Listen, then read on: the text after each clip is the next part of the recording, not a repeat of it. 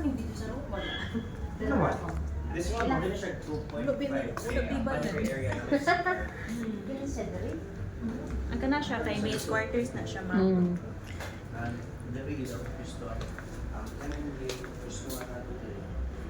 Pili sa Ay, solo kung maakad o siya gi-translate tayo. Video no, video. mm. Ako din to, ma'am.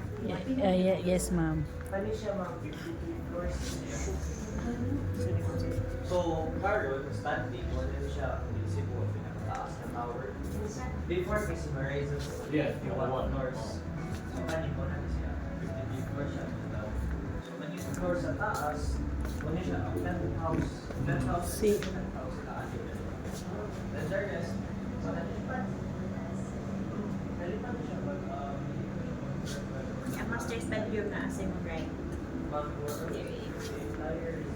Wow. Sus mo gini gipangita sa client ay. No. Unsa man siya, ma'am, Pinoy? Foreigner. Ah, okay. Napod siya kanang toilet and bath sa sunod. There. Wow. Pero walay bathtub, ma'am, no? Bathtub. Ah, walay bathtub. Sa Aruga noon na. Sa Aruga na ay bathtub. Kaya naman may client nga. Nangita jug bathtub. Okay.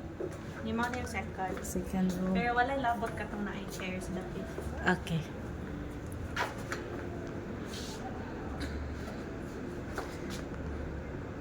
Tama na siya sa kanang na ay white nga border. So, Mm.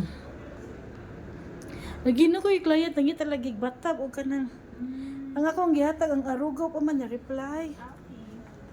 Nice po sa Aruga, ma'am. Oh, Beachfront. beachfront yun, ma'am. When there is IPI kay iyang feature kay naagari siya sa Cebu, nasa Mm. City ba? Mao gyud Hindi sa na po City siya Life. mall sa Ubos.